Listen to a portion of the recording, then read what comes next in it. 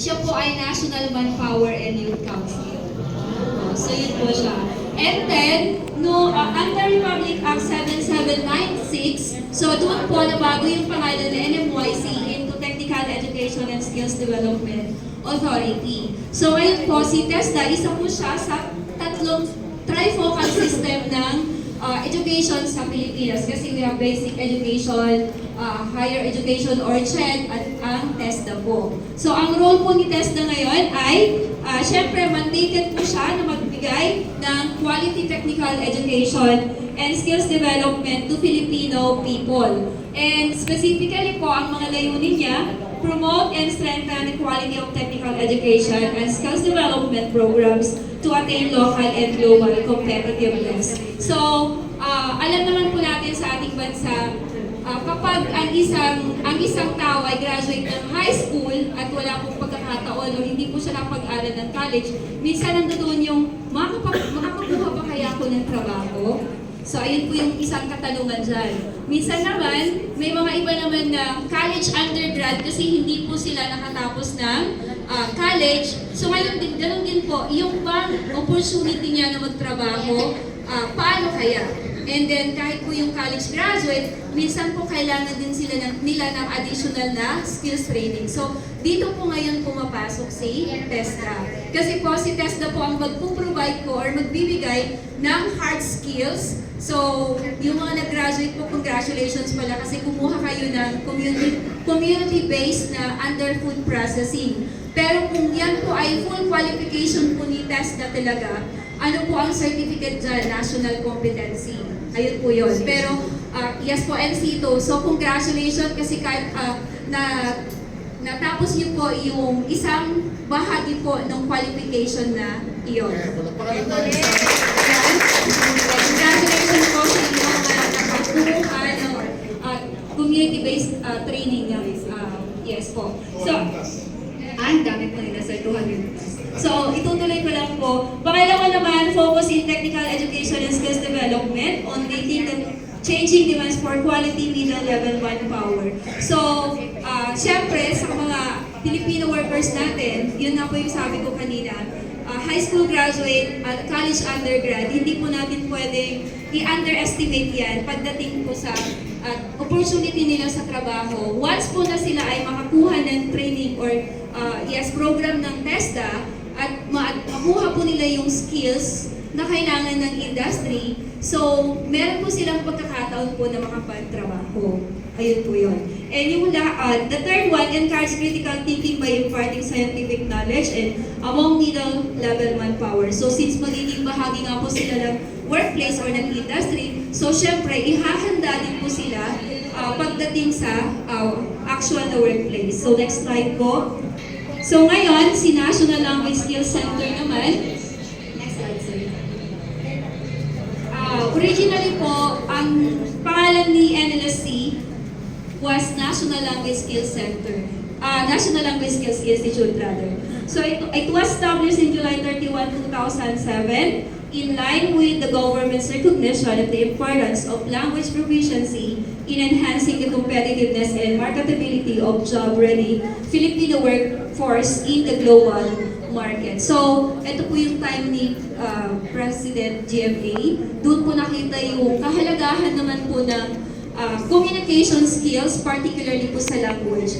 Na dapat po ang isang manggagawang Pilipino, hindi lamang po siya marunong din ng hard skill, pero po yung kakayahan niya na makipag-usap, yung communication skills, dapat po ay ma-empower din po siya doon. So, ang sabi nga namin sa NLSC, hard skills, so pag sinabi natin hard skills, ito yung welding, automotive, barista, food processing, and yung iba pa. So, yun po yung mga hard skills. So, hard skills plus communication skills, mas makakapagbigay ng opportunity po sa trabaho. Kasi nga, mas ma-express nung ating Filipino worker yung sarili niya. So, meron po kaming halimbawa dito, isang napakagaling na karpentero, meron po siyang pagkakataon na magtrabaho sa isang multinational firm na international po ito.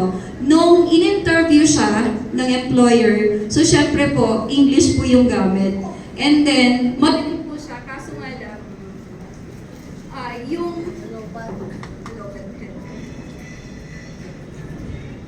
So yung galing po niya sa hard skills, hindi po matatawaran. Yung lang, sa communication skill, doon po siya, doon po siya kinulang.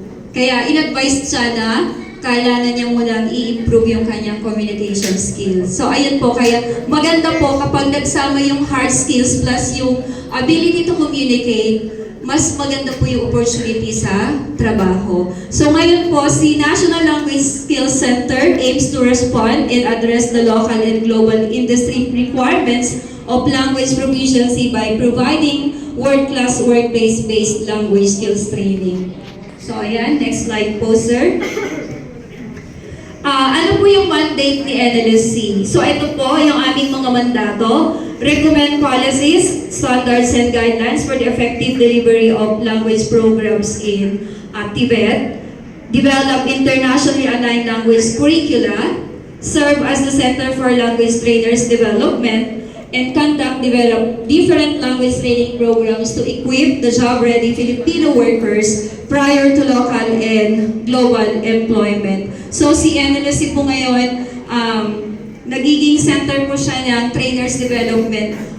Marami pong gustong kumuha ng language program training. Kaso nga lang po, kulang din po ang mga trainers pagdating sa language. So ang ginagawa ni NLSC is yung mga marunong sa language at merong certificate of proficiency, qualified po na magturo ng language, pwede po silang tulungan na ma-empower at mas malo pa sila through capability program. So ito po yung trainers development. And ang vision po niya, by 2028, the National Language Skills Center is the leading Tibet institution for language programs in the country, and mission to develop internationally aligned language curricula and implement language training programs for Filipino workforce with positive workplace values and culture. So, yung language programs po ni-offer ni NLSC sa susunod na taon, naka-align po yan sa international standard, yung Common European Framework of References for Languages. Ano ang ibig sabihin nun? So, halimbawa dito sa Pilipinas, yung certification sa language proficiency is B1, for example, kahit pumunta yan sa ibang bansa, yun din po yung level. Pare-pareho na po siya. So, hindi kagaya dito minsan sa ating, sa college, sa university, yung mga grade ng mga estudyante, di ba po magkakaiba? Minsan, ang highest grade sa isang university is 1.0, flat 1. Pero meron namang iba, 5 or 5. So pag mag-usap-usap yung mga yon, sasabihin ng isa, matalino siya kasi una yung grade niya.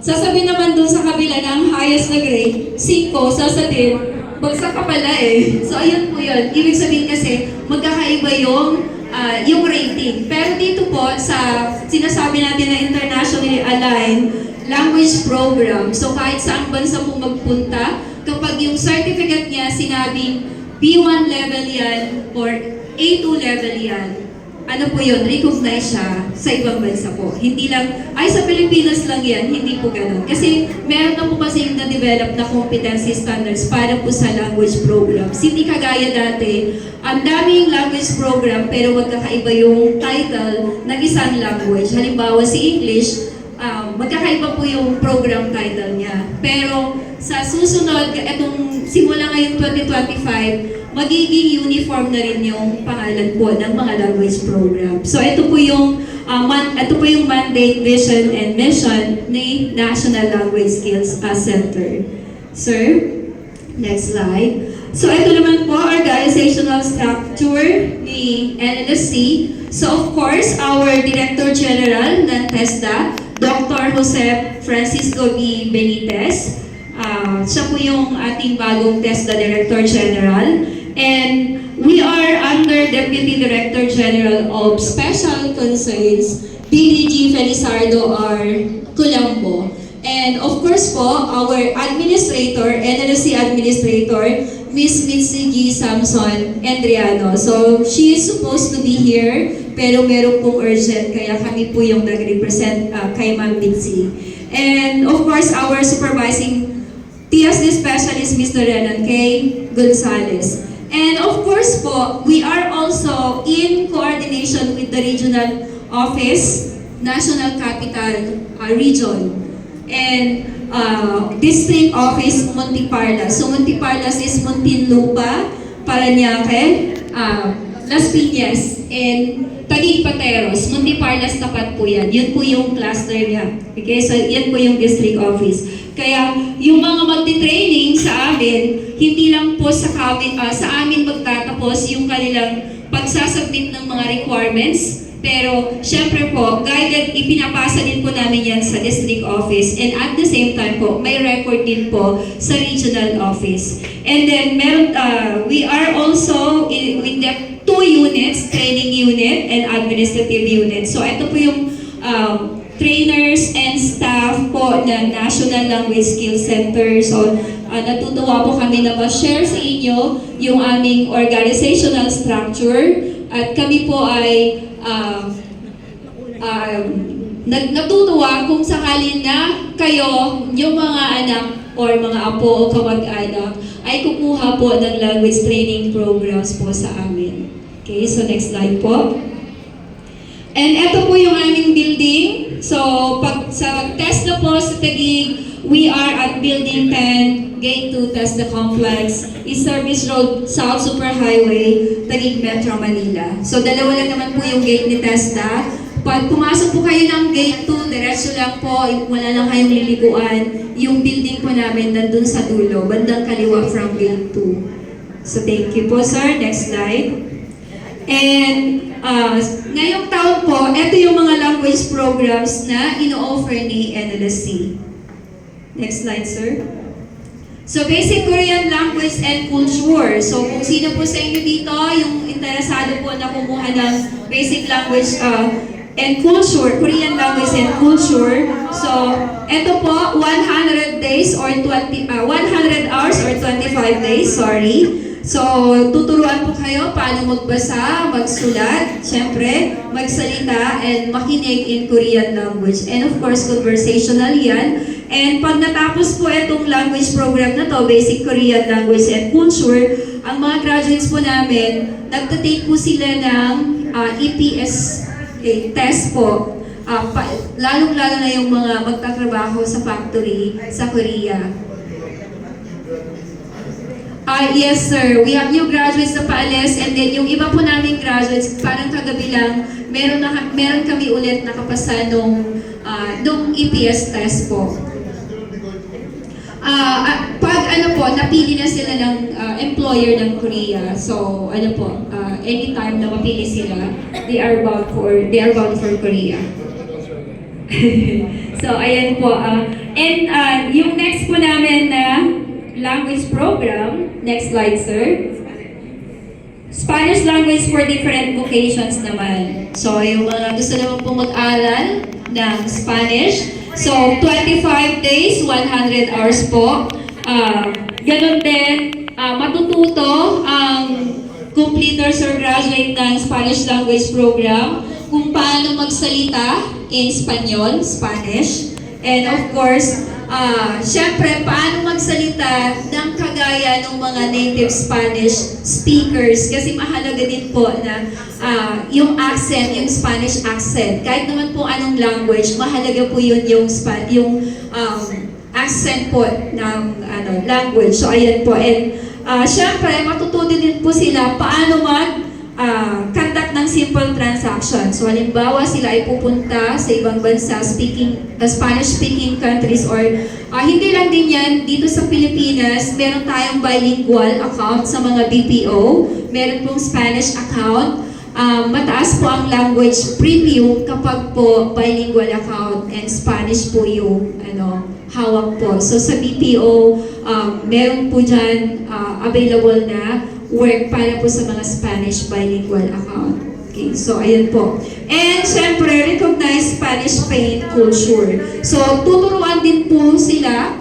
paano maintindihan at meron din po through the training, kahit 25 days yan, mayroon din po learning about the Spanish culture. So ito po yung aming pangatlo, the language program ngayong 2024. And next slide. English proficiency for customer service workers. Ang kagandahan nito, tayong mga Pinoy, meron po tayong basic ability to speak English. Tama po ba? Yun nga lang, yung confidence natin minsan, hindi ganon ka buo. And at the same time, yung iba, pag nagsasalita na ng English yung kasama, no split na daw. Ganon. So, ang opportunities naman ng mga completers natin dito or graduate ng English proficiency is, of course, pwede po silang magtrabaho sa BPO as customer service representative or call center agent. Maganda din pong itong simula nila kung gusto nila maging bilingual account later on. Bakit? Kasi yung mga graduates namin ng English na nagtrabaho na sa BPO, kapag meron ng chance or opportunity for bilingual account, bumabalik sila sa amin para mag-aral ng Spanish language. And then, pwede na po sila sa bilingual account. So, yun po yung development ng employment career nila. And syempre, hindi lang po yan, in UK, nangangailangan po sila ng fish filleters po. So, maraming nagtatake ng IELTS in British Council. Kaya lang, marami po yung hindi nakakabasa. So, any idea po, magkano sa tingin nyo ang sweldo ng fish filleters doon sa UK? Fish filleter, yung po, magtatanggal ng tinik. Magtatanggal ng tinik ng isda. So, ayun po.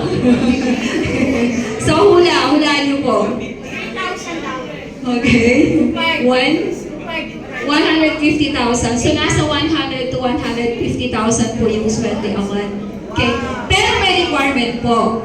Okay. Ano yung requirement? Kailangan po ang English proficiency level po niya ay B1. Okay, B1 po. Kasi yun po yung requirement, kasi communication in the workplace po. So kailangan, yun po yung level ng proficiency niya. Okay po? Yes.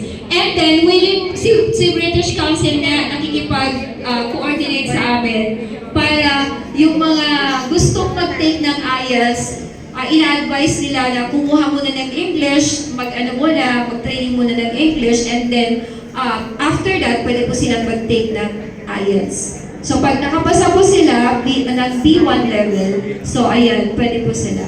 So, ayan naman po yung opportunity. Okay, so actually po kasi sa English, dalawa talaga yung accent niyan. May British accent at saka American accent. So, kapag ang bigkas mo, halimbawa, either, yung iba naman, either. So, minsan, ano ba tama? Sabi niya either. Tapos siya naman either. Pareho pong tama yun. Okay? So, either American accent yan, either British. Ayan po. Minsan kahit sa mga spelling, enroll, dalawang letter L yung nandun. Iba naman, isa lang. So, bakit? Kasi parehong tama yun, English and British at English lang po ito. So, yun lang yung kailangan natin din maintindihan. Okay po? So, yun po sa English. So, ang competency naman po dito, communicate in basic English language. Ang i-improve po natin yung English communication natin. Kasi, na-adapt natin yung tone natin pag nagsasalita tayo ng Filipino or Tagalog. So, di ba halimbawa, Hoy Ana, kumusta ka na dyan? And then, pag sinabi mo sa English, yung tono na yun na Filipino, Ana, how are you? So, ganun po siya. So, ang mangyayari doon, yung local or regional accent natin as Filipino, okay? Ano po, yun po yung narinig ng mga native speaker. Eh, paano natin sasabihin yun para hindi naman Filipino accent? Okay. Ana, how are you? How are you? So, instead of, how are you? How How are you? Okay. So may blending po kasi yan. Mahaba po yung pagbanggit natin, pero ano po yun? Pag sa native speakers, maiksi po kasi may mga ano sila, sa native speakers sila. So parang, halimbawa, did you eat? Filipino way of saying it kasi tatlong words eh. Did you eat? Sa mga native speakers, sasabihin lang nila, cheat. Cheat. Yan lang po yun. So, ayan po. That is why yung accent kailangan din matutunan. Hindi man tayo eksaktong kagaya nila, but close to the standard. Maneutralize po yung Filipino accent o yung Filipino tone natin. So, ayan naman po yan. Kasi kasama din yan sa exam, sa English Proficiency Test. Kasi may speaking test din po yan eh. Yan po. And, next slide po. Japanese language and culture. So, meron na po from one movement nakakuha nito. So, congratulations. And, syempre po, yung level 1 natin sa Japanese language and culture, 150 hours or 38 days.